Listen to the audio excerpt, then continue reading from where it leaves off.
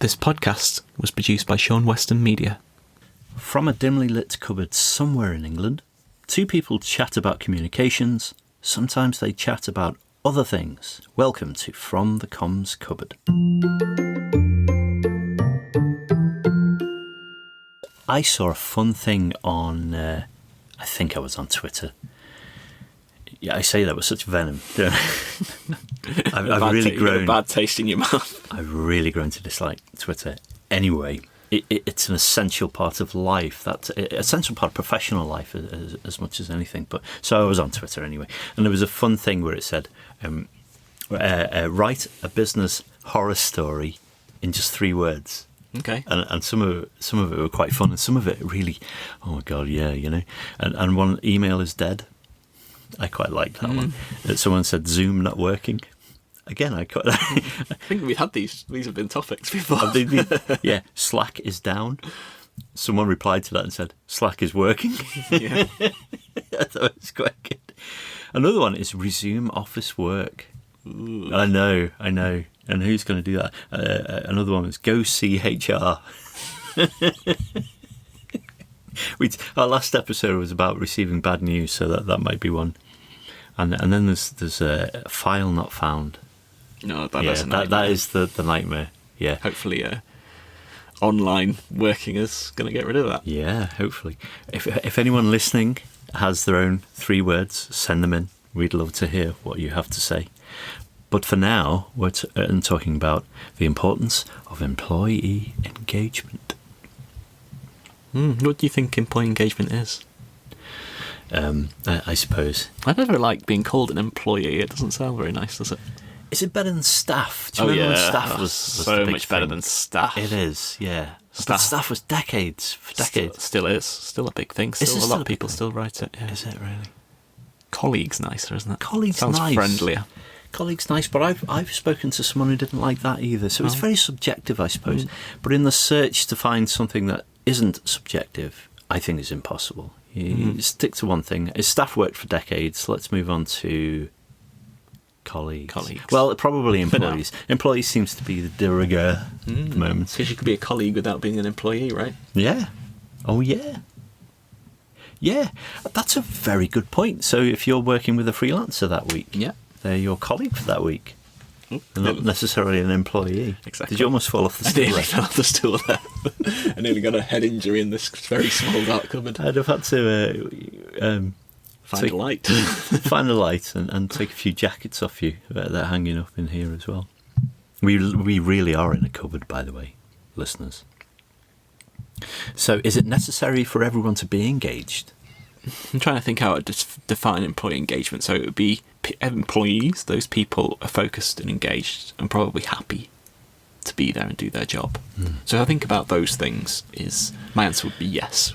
If I have an organisation, I'm running an organisation, I want them to be focused on their job. I want them to be happy doing it because then I'm going to be more committed to it. And feel more energised and engaged. I want to be part of it. So yes. Defining engagement is perhaps where we need to start then, because all of those things are great, but what do we mean by engaged?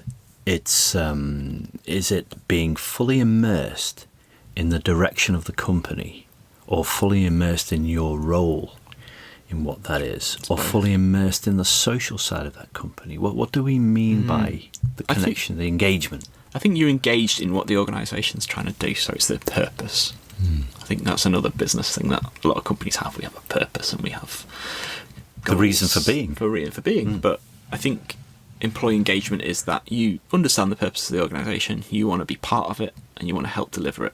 And so your way of doing that is to deliver your bit, deliver your job. I don't think it necessarily means you have to be social outside of work. I think you can be an engaged employee and not stay there till 10 p.m. drinking wine or whatever it is that a company does. I suppose here's a question for you. Is a business responsible for the happiness of the people? To flip it on the side, is it the organisation? What a great question. Responsible for the happiness.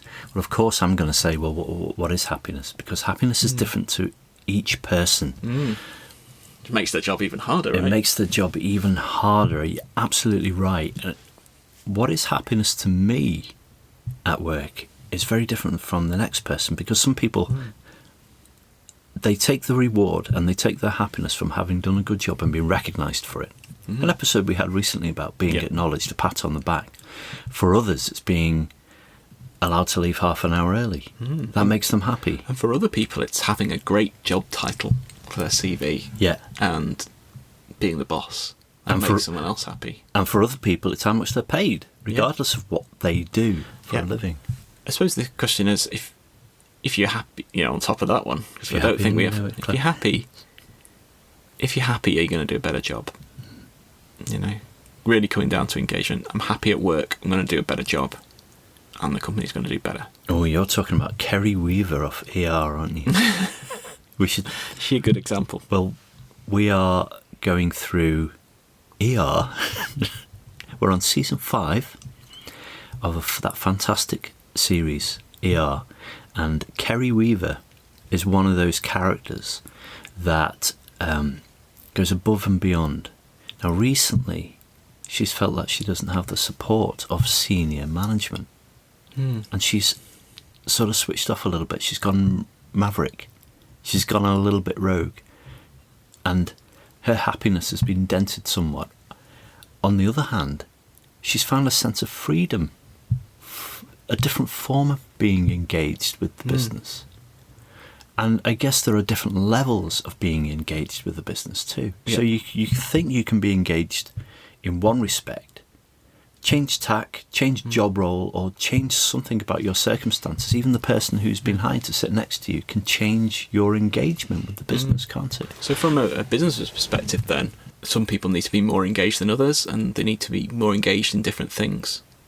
So if you've got people working in very strategic jobs, they really need to know that strategy and where you're going to help achieve it. Is that only management? No, it's everyone. I think technically it should be everyone.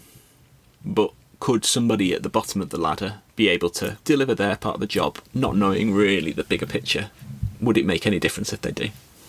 That's the question. I'm not sure it would matter as much, perhaps. Again, it's subjective, because I do think there's evidence in my work experience of a company oversharing information, and suddenly you become a little bit disengaged with what they're doing because you don't necessarily agree with the path. I think every day in the jobs that I've done, we think everyone wants to know things, and they don't. No.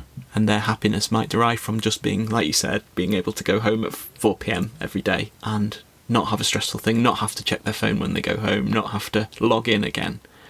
That's them happy at work. For other people, it's different. So the key, actually, in being successfully creating an environment of employee engagement is best done on an individual level, knowing those people. So the hard thing, the really tough challenge for any large business is, how do you do that when you're so big? How do you do that when you have so many employees? Yeah, I think you need to think about how you measure your engagement. So not just the survey. A lot of organisations have a big survey, don't they? And then they can come away with a score and they say, we've got 60% engagement, employee engagement. That's important, but you can really think about measuring it in different ways, can't you? So if people are happy in their job, they stay. So you can measure your retention of your people. A big impact on any business is the bottom line. So if lots of people are leaving, then you're going to have that cost of recruitment.